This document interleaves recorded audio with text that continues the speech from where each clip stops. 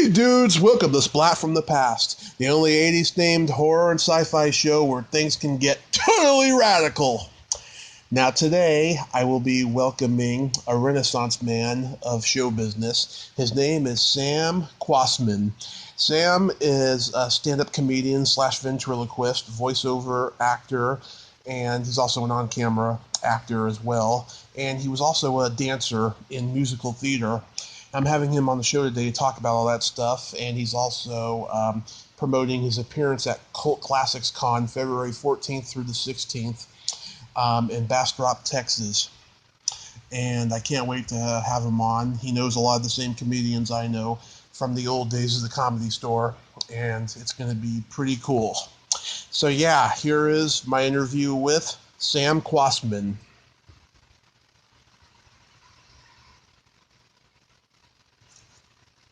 Well, it's such an honor. Thank you for taking the time today. Yeah, thank you. So, going back in time, did you gravitate toward performing early on? Yeah, I was 8 years old when I started. And the weird thing was that, well, not weird, but apparently the teachers in elementary school told my parents that all this kid does all day is perform. And you should get him into, acting. Yeah. So they sent me to one of these places where, I how to do these singing and dancing and acting. Are you recording them? Yes, I am. Oh, I'm sorry. I didn't realize. It's okay. Yeah, hold on 1 second. Yeah, I told you on Facebook that I was. Oh, yeah, my apologies. It's okay. Okay, you can edit this, right? Yes. Oh, good. We're not live, are we? We're not live. We're pre-recorded. Oh, thank goodness. Yeah. So I was 8 years old, and I was busy, jumping around and performing all day. And they said, you got to get this kid into one of these singing, dancing, acting classes. So they took me over to this dance studio where I learned to sing, dance, and act. At 8, and could never get a job.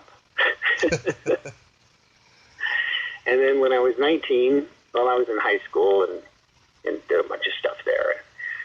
And then 19, I auditioned for a show called Disney on Parade and got the job as a dancer, and I wound up as the voice of Donald Duck for the show. I did it live, 10 to 14 shows a week, and that lasted for 5-6 years. And then I went over to the studio, and I started doing Donald Duck over there, little Donald Duck toys and records and things like that. And so that's kind of how it happened. In the meantime, I was doing television as an actor and stand-up comedy at the Comedy Store and stuff like that. Yeah. A lot of fun. But you had never done school plays and community theater before that? Well, I did plays and stuff in school. Yeah, sure. But not community theater, and I did a lot of musical comedy. I turned pro at such an early age that I was doing Hello Dolly and The Music Man and all that stuff, So in 1973, I wound up dancing in the movie Maine with Lucille Ball. So I did that. And I was a dancer and an actor and a singer and did a lot of musical comedy and stuff like that there. Yeah. And so, but the duck was something I could do. I did other voices, but that was the most impressive. And I also did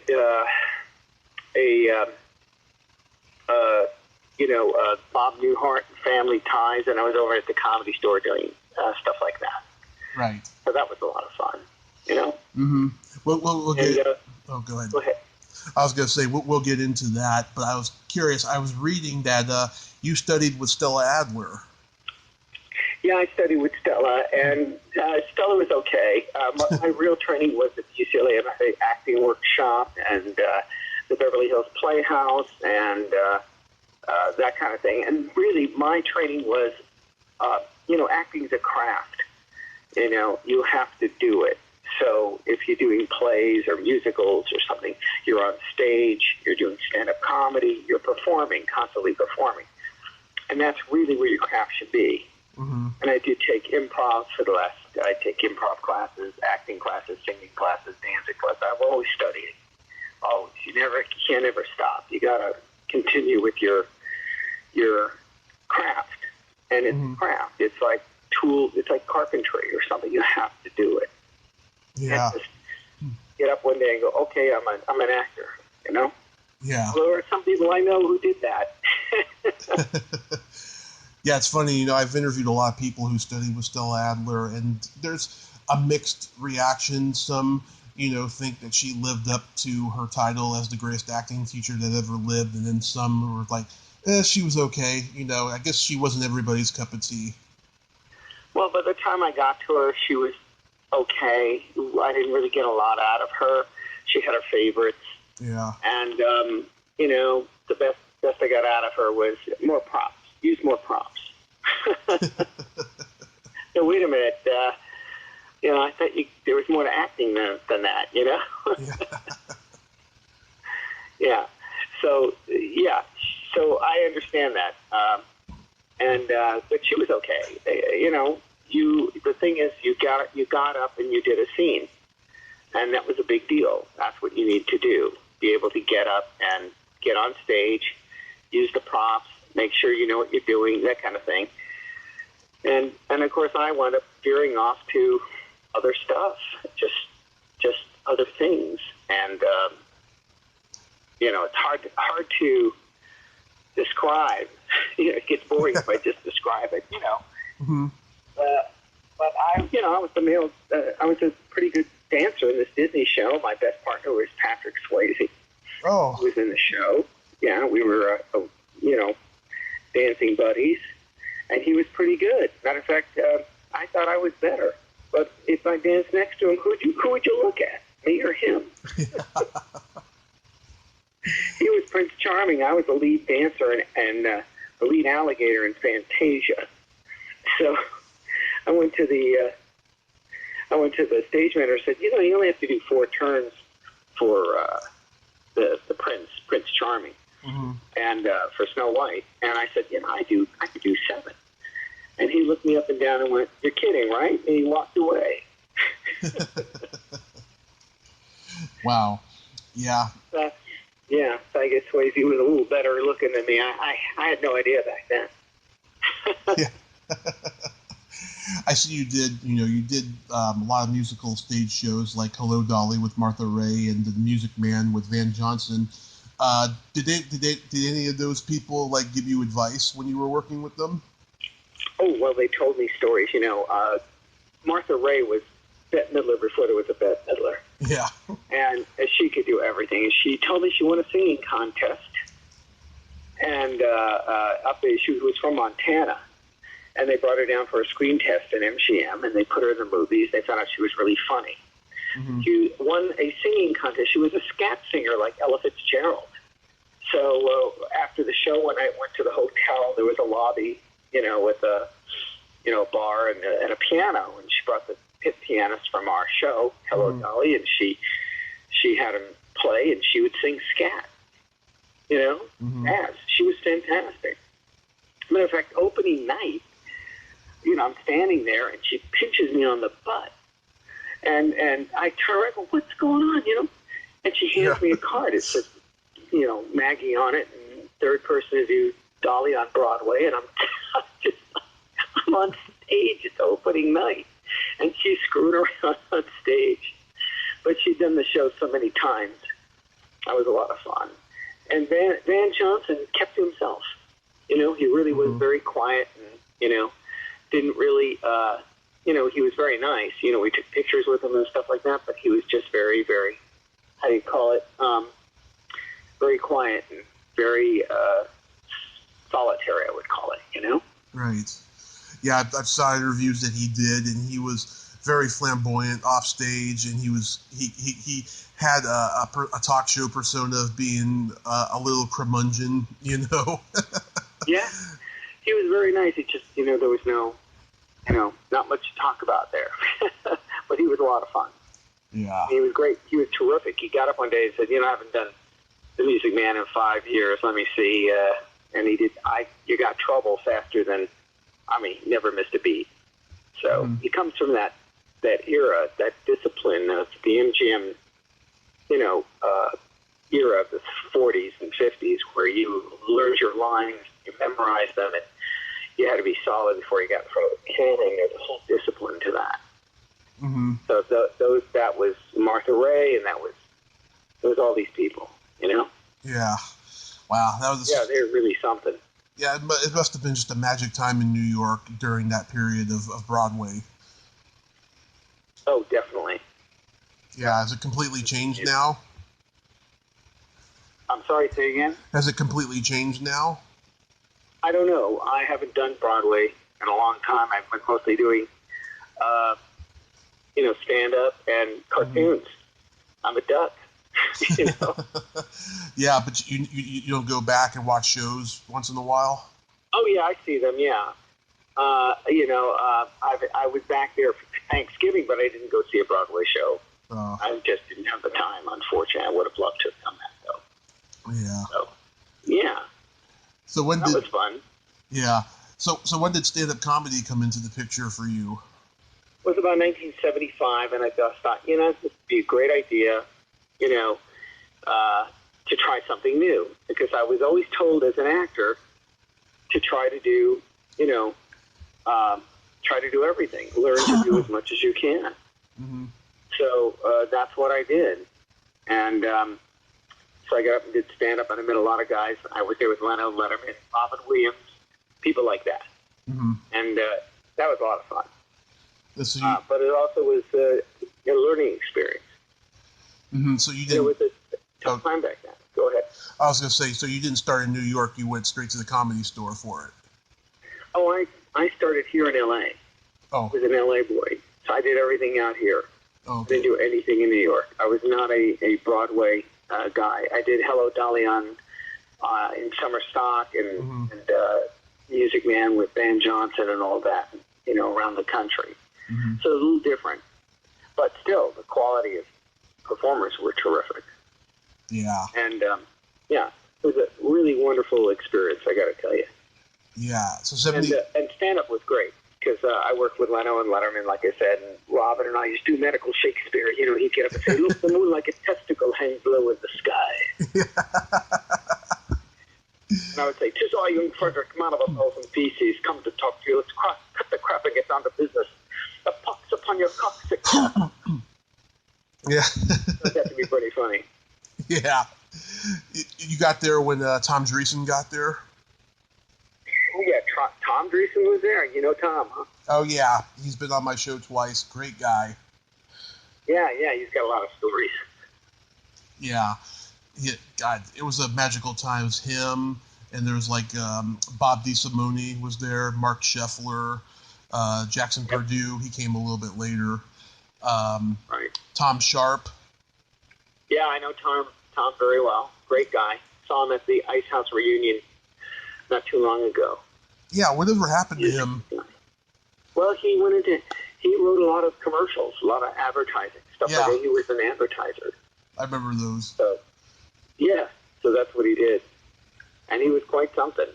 Yeah. He was very funny. And we always got along great, Mm-hmm. We had him teach his wife to do Donald Duck.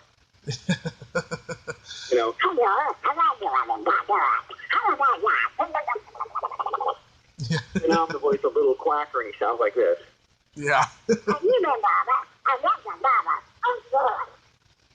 Hey, voice. Yeah. Yeah. Lois Bromfield, she got there a little bit later. Yeah, I knew Lois, but only at a distance. I didn't really know her that well. But I hung out with, Pat Proft, who was a stand-up. Yeah. And wrote the movie Airplane, the Kentucky Fried movies, and the ones with, oh, God, what's the matter with me? Lieutenant Drebin. Oh, Naked Gun. Naked Gun series. Yeah, he wrote all that. Yeah. He wrote a lot of movies. Yeah, I didn't realize he did stand-up, too. That's cool. Oh, he was, yeah, I remember his stand-up, too, and every time I see him, I go, don't threaten me, I know I saw your stand-up, I remember it. He was hilarious, trust me, he was hilarious. Yeah. So, yeah, very funny guy. Were you there when the strike happened? Oh, yeah. And I never really went back. I tried to go back. It didn't really work. Mm-hmm. But, it changed. The feeling at the Comedy Store had changed quite a bit. Yeah. And a lot of the comics didn't go back. That's what I've been told by Tom and everyone. It was all about camaraderie first, and everyone was helping each other get better and stuff. And then after that, it became very competitive, money driven, and just backstabbing. Well, that happened even before the strike. Really? Yeah. I remember how bad it was. There were a lot of insecure comedians. Some people were just psychologically insecure, and they did what they could while you're on stage to try to undercut you. Yeah. Try to make you look bad while you're on stage. Yeah. Like I would invite down some producers or directors or agents to see me do my work, and some jackass would yell something out to throw me off. Yeah. And also at that time, I do remember that fights broke out in the back. Mm-hmm. The reason that happened was because these sitcom writers would come into the Comedy Store, see your act, yeah, and the next week your jokes would be on a sitcom. Oh, yeah. And that was before the strike. Yep. So they banned people writing jokes down or, bringing in notebooks and stuff into the Comedy Store or recorders or whatever you want to call it. I know, that's so terrible. Yeah. Yeah, I was there for all that. That's God. I can't even begin to fathom that, But you are right. Yeah, I mean, I started in San Francisco in 2006, and that's still going on. There was a lot of guys who tried to make me look bad, especially near the end before I moved down here to Reading. There was a lot of guys I had to deal with who were just arrogant and cocky and just plain mean. There's a lot more alpha males in comedy now, I think. Yeah. Well, now I get paid, and I get paid all the time when I do stand-up. I'll be at the Laugh Factory March 30th through April 7th over in Vegas at the Tropicana Hotel. He's doing Jerry Bednow. Yeah. The guy from the 40-Year-Old Virgin, Mm-hmm. Yeah. So I've been doing it for a long time, but my strength and my focus has always been to act, do plays and musicals and voices and stand-up I do, but to be a headliner, I think you have to be on the road all the time. Mm-hmm. You have to be a big name, and I don't want to do that. Yeah, me neither. So my focus has been television, commercials, stuff. And I've had friends who are big stand-up comics say to me, I want to do voices, I want to get into acting. I said, well, you got to be in town. He says, well, I can't stay in town because I got to make a living. Yeah. So that's the hard part. So, these interviews are supposed to be funny, aren't they? They can be funny and depressing. It can balance. The pendulum swings. Yes, not a pretty story. Well, I see you got to be on the Comedy Shop with Norm Crosby. Yeah, that was a long time. I was the guest comedian. That's how hot it was. Yeah. How was that experience? That was fun. I met Norm Crosby years later at the Professional Dancers Society luncheon because I danced in the movie Mame, and all my friends were there. And he, of course, would never remember me, but it was, a nice little reunion. He remembered his show. He's a very nice, really nice guy. And, that was fun. Bob Newhart was great. Bob Newhart show I guest on. I was going to be a semi-regular on the series, but Bob quit. They wanted me in therapy with Mr. Carlin because I played a ventriloquist who believed the W was real and wanted to go out on his own as a star. And it's a classic today. And many years later now, just recently in the last couple of years, actually last year, mm-hmm. they did a retrospective of the Bob Newhart show. And they said, what's the, what was the best episode you liked, or what was it you liked about Bob Newhart? So Conan O'Brien says I was a kid and I saw the Bob Newhart show with the ventriloquist, and it made me want to get into comedy or something like that. And I really was impressed by that, and it was his favorite episode. And so he brings it up in the Hollywood Reporter. He has a podcast with Bob Newhart. Bob Newhart brings up the thing about the ventriloquist. What a funny episode that was. Blah, blah, blah. Yeah. And it's just the weirdest thing. Many years later, all of a sudden, it's this, iconic, historical, classic episode. And then the Wall Street Journal, which has absolutely nothing else better to do, I guess, and I don't mean to put them down. I'm very grateful for what they did. Yeah. Is they decided to rate the top 10 episodes of the Bob Newhart show for every season. And in my season, I came out second out of the 10 for my performance with Bob. I thought that was pretty good. Yeah. A little too late, but better late than never. It's better late than never. Exactly. It's a classic episode. You can see it on my website, nk3000.com. That's NKAY3000.com. From there, I got family ties and went on to do commercials and television, and I did a lot of stand-up back then, and musical comedy. I did Mame, and I did Long Last Love. I did the Bob Hope special, The Dance Behind Anne Margaret. Mm-hmm. Best place to dance, by the way. Did you get to do? Dance. Yeah. Did you get to do stand-up on HBO or Showtime? No, I never did that. I never went in that direction, and somebody told me that was a mistake, and they're probably right. I should have done that. Yeah, I should have done that. because everybody was being seen on those shows, and like An Evening at the Improv and Comedy on the Road and Caroline's and Comic Strip Live. I mean, those shows were so popular. People say that's what killed stand-up for a while after the 90s, because it became so convoluted and overpopulated. I agree. I did Evening at the Improv. And I only did one, though. And like I said, my focus was somewhere else. And I kind of regret it because, that's really where there was a lot of money in it back then.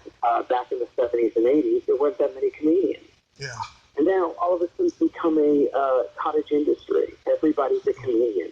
I'll walk down I'll be in the lobby of a hotel after I've done a show, and some housewife with 4 kids comes up to me and goes, I'm doing a stand-up comic. and she probably is. She's probably very funny. It's just that it's kind of surprised me that these people, it's like when they opened up commercials. Commercials used to be, you had to be in the union, and they did all these commercials for, they'd hire these skilled actors to do a commercial. And then they opened it up to non-union and all this stuff, and now you have the housewife with 4 kids going, I'm a commercial star, I'm in a commercial. And this has changed so much, because you're looking at, YouTube. YouTube, if you open a box, you get 10 million followers, all of a sudden you're a YouTube star. Yeah. And you got all these followers, so all of a sudden you get all these endorsements, and you're making lots of money for doing what kind of talent, whatever that is, opening a box. Which, to me, I thought you had to learn your craft. Yeah. But it's a different kind of world. It's, to me, it was all about training and skill, and learning to act, sing, dance, voices, stand up, write jokes, writing. And, stand-up comedy is a writer's medium. Hope this is not too boring. No. I have these conversations all the time, I mean, I've been doing this podcast on YouTube, and I've been learning my craft as an interviewer as I've went along, and I'm so prolific now, but I only have like 250 subscribers or whatever, but people just their jaws drop when they see all the people that I've interviewed and all the great people too, people they forgot about, and I hope, somebody catches wind of me eventually, and, I get to, do an on-camera thing like Joe Rogan does. Oh, yeah, well, Joe Rogan's pretty big. He's pretty big. Also, Adam Carolla. I think he has the largest podcast in the world. He's a great guy. I've met him several times. Very funny man. Yeah. Nice guy. Very nice man. And it's a privilege to know that guy. I did Letters from a Nut last year, produced by Jerry Seinfeld, and that was that's on Amazon Prime right now. You can see it. Mm-hmm. And I'm hoping to do a new movie this year. I don't know what it is yet, so got my fingers crossed. And I'll be at the Laugh Factory in Vegas at the Tropicana Hotel, March 30th to April 7th or 8th, something like that. And that'll be a lot of fun. So I'm still dancing professionally. You know, I'm the male stripper at the Jewish Home for the Aged. Oh, nice. Yes, it's a great job. You come back the next day and you think you're the new guy.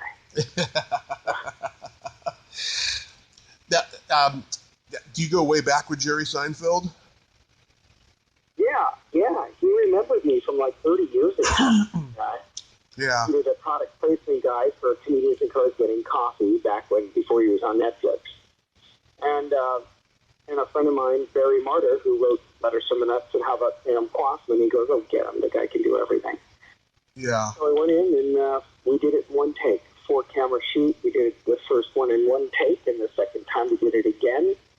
And we did it again very quickly. And so he was very happy with that. He's very professional. Yeah. He's got a heart of gold. He's a great guy. Yeah, you know, it's funny. I heard the story about how Mitzi didn't like Jerry, and she didn't want him there after like only one night at the Comedy Store. And when I think about that, I think about an episode of his show where he gets banned from somewhere. You know, that is true. Yeah. True story. Yeah. And I thought that was so ironic because stand-up comedy is a writer's medium. It's about writing. So a woman with 4 kids who's a housewife says, "Well, I'm really a stand-up comic." You know, if she's a good writer, just, write great jokes or great stories about herself that are really funny, then that's fine. But like I said, stand-up comedy, acting, all that, it's a skill. Yeah. It's a skill. Yeah, as you know, you're a stand-up. Yeah. And it's something you have to practice. I mean, if I don't do it for a month, I'm rusty. For a week, you feel rusty because you lose your timing and you lose your momentum. Right. So that's always a hard thing. Of all the things you do, stand-up and dancing and acting and voiceover, I mean, what do you like doing the most? It's really hard to choose because, I really enjoy performing. Mm-hmm. And that's the main thing. As long as I'm performing, I'm happy. And that's pretty much it. If it's stand-up and I'm killing, it's wonderful. If I'm in a play and I hear the laughs or I hear the dramatic impact, I'll tell you the difference between theater and stand-up. Stand-up, you have to make them listen to you. Mm-hmm. And in theater, they sit there and they listen to every word. They want to hear everything you have to say. And so that's the difference.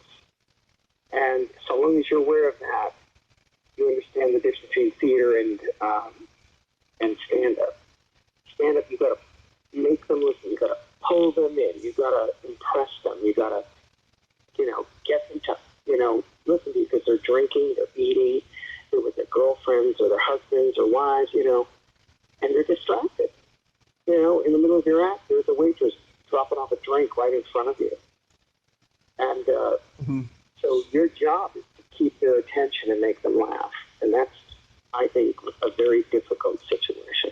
Yeah. And I remember talking to Ed Asner once, and Ed's an old friend of mine, Up, the movie, and Barry Tyler Moore, and all these shows. He's 90 now, by the way. Oh, yeah. He's a legend. He's a legend, and he was just at the Annie Awards. At the Annie Awards, we were just up for Best Children's TV Series, Tom and Jerry Show. Oh, congratulations. Thank you. We didn't win, but it was really an honor to be nominated. That was really wonderful. So Ed was there. And many years ago, I had him come down and see my comedy act at the Comedy Store. And he came out and goes, I would never do this. I said, why? He goes, I want people to sit in the theater and listen to me. I want them to listen to what I have to say. So that's the difference. Because while you're doing your stand-up, half the audience may not be paying attention to, to what you're saying. Because they're distracted with paying a bill or drinking or eating or whatever they're doing. And it's your job to make them listen. And I think I keep repeating myself here, but that's basically the difference between theater and nightclub or stand-up work. Yeah. However, if you're Jerry Seinfeld and you pack theaters, well, if you're in a theater and he's doing stand-up, then you're listening to every word Jerry says. So there's the blend right there. If you're a big enough comic, they come to listen to you, right? Right. Right. So. But if you're like me. Yeah. So February 14th through the 16th, you'll be at Cult Classic Con in Bastrop, Texas. I will? No, I'll be February 8th. I'll be up at in Victoriaville at this Comic-Con. That's right. I'm sorry. I've been getting so many guests coming on and promoting that one I just mentioned. I get them mixed up sometimes. I'm sorry about that. But you enjoy these. I'd love to do that one. I'd love to go to Texas. Yeah.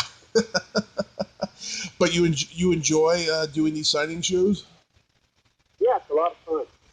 Yeah. You meet a lot of friends, people who actually like you. Yeah. What do people recognize you from the most? Well, it's either Little Quacker, Donald Duck, or Bob Newhart, or something like that. If I mention Mame, if I'm in the movie Mame, and they know what that is. Well, you mentioned Lucille Ball, everybody knows who she is. And if you've worked with her, like I have, and all of a sudden, they're impressed. Come on. But usually it's the cartoons. Yeah. Those are the ones that, are the most impressive. Speaking of Mame working with Lucy, how was that? She was great. She's a very serious woman. And I got to tell you, with Mame, I have to say, she told me stories. Mm-hmm. The kid, 23, she was 61 at the time, and this was going to be her retirement film, and I was on the set for about a month. And I danced for Anna White in the movie, and there she was.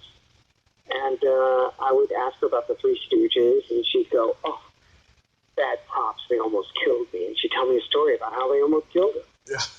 And she did the Three Stooges. She was in an episode back in the late 30s when, she had to put on this powder on her face. Women powdered their faces back then. And it was a very fine powder. And Larry Fine comes over and turns on the fan and blows it in her face, and she goes, and it goes up into her mouth, into her nasal passage, into her eyes, and she almost died. She could not breathe. She said she was in the hospital for 3 days. Oh. And after that, she blinked. It was like sandpaper, and I said, "Gee, I'm really sorry. I don't know what to say to her." Yeah. The best story about Lucy Mm-hmm. was that she told me she was driving to MGM Studios, and she had a filling put in her tooth. It was World War II. And they couldn't use the regular filling, so they used something else. And she was picking up radio signals in her tooth. True story. She hadn't told this to my face. Would you believe it? Yeah. So she's driving around. She hears German. Mm-hmm. In her tooth. She hears people talking in German. She calls the FBI or the police or something. They're driving around, it gets louder and louder. And they find that up at the top of an apartment building is a nest of Nazi spies spying on MGM Studios. Mm-hmm. And she found it because her tooth was on the same wavelength as they're broadcasting. That sounds like an episode of the show. Would you believe that? Would you? Yeah. She told me she was very serious about it. She was a serious woman.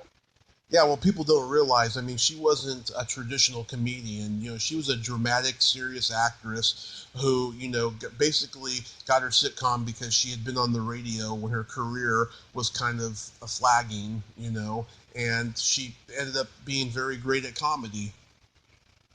Yeah, well, I think the bottom line there was that she was willing to do anything. Yeah. And then she was willing to take any job. And that's a mistake actors make. I've made that mistake, putting down things. And you don't. You just do it. And, of course, they had to fight the network because Desi Arnaz wasn't a Caucasian white guy. He was Cuban. Right. They were afraid of that. They were afraid that people wouldn't accept a mixed marriage. Imagine that's considered a mixed marriage back then. And so they fought a lot of prejudice, but they were a huge hit, and people accepted them, and they're still running to this day. And I have to say, Seinfeld's kind of like Lucille Ball, because Seinfeld's series is so iconic, it continues to run many years after it was over. Yep. You remember when Lucy was like 75? She tried to do another sitcom, and she was doing all those, pratfalls and stunts that she did in the 50s. And like I remember, Bobcat Goldthwait did a joke about it on stage. He was like, the show should be called "I'm Concerned About Lucy," because she's like 80 years old. She could die during this show. I just don't know. I don't remember the show, but I remember Anna White, who won the Academy Award for Oliver, and then 2 years later I'm working for her in Disney on Parade. She hired me to do Maine. They became very good friends after Maine. Yeah. Very close friends. And they're wonderful people. They're wonderful to me. Oh, and she was very powerful in the business. I mean, what she went through, and she worked all hours. Yeah. And she never had plastic surgery or anything. She had like 12 chins, and her hair was a ball of orange. And they taped her face back for the show, and they put a wig on her and everything, and she was still gorgeous. Mm-hmm. And but I have nothing other than the greatest respect for her, and she was very kind to me. While we were sitting around waiting for the next, shot, she would hand out chocolate bars to the dancers. Oh. Yeah, and That's Bob nice. Hudson was there. Bob, we got to call him Bob. Mm-hmm. I went up to Bob, and I go, I think you're great, the music man. And he goes, kid, I've done more than that. And I'm going, oh, God, you say something wrong, Actually, he was very nice to me, and we took pictures, and I'll tell you a story there that Bob decided to sit with all the women. We're, taking a break, and the girls were on the bleachers, during the dance number, the main number. Uh-huh. And he goes, and Lucy's up on a horse. And, waiting for the next shot, and she yells out, hey, Bob, how's your wife? Everybody laughs. He goes, fine, how's yours? She laughed, so the rest of us laughed. They were very funny, very nice. Well, they knew each other back to me and Jim days and all that, so. Yeah. And he did ultimate professional. Mm-hmm. When they were on set, their lines were solid. So, but Anna complained to me once that this woman never slept. She put her in an 18-hour day. She up at, 6 in the morning, 5, 6 in the morning, getting into makeup and rehearsing and all that. Mm-hmm. And shoot till 10. And then, they'd be up all night looking at the dailies till 2, 3 in the morning, and then boom, she's up at 5, 6 for the next day. So that's how dedicated Lucy was. Oh, that's wonderful. It's a once in a lifetime thing. There's nobody as great as her in show business anymore. It's really sad. Right. But well, people just think, you get up, you get in front of the camera and you shoot it, go home. yeah, no, It's a lot of work. It's a lot of work. it is. Yeah, it really is. So tell me again, February 8th? Yeah, February 8th, I'll be up in Victoriaville for the Comic-Con up there. Mm-hmm. Think you have the name of it, do you? Do you know the name of it? Let's see, Victor. It's a Comic-Con, right? Yeah, it's a Comic-Con. Victoriaville Comic-Con. I'm typing it in to see here. Yeah, I'm trying to remember which it is. Oh, God, they're going to kill me for this, aren't they? Let's see. I'll try and find it here. Let's see. I can't find it. I'll find it here somewhere, I'm sure, eventually. Here, let me try one more thing here. Here it is. It's the Pop Culture Expo.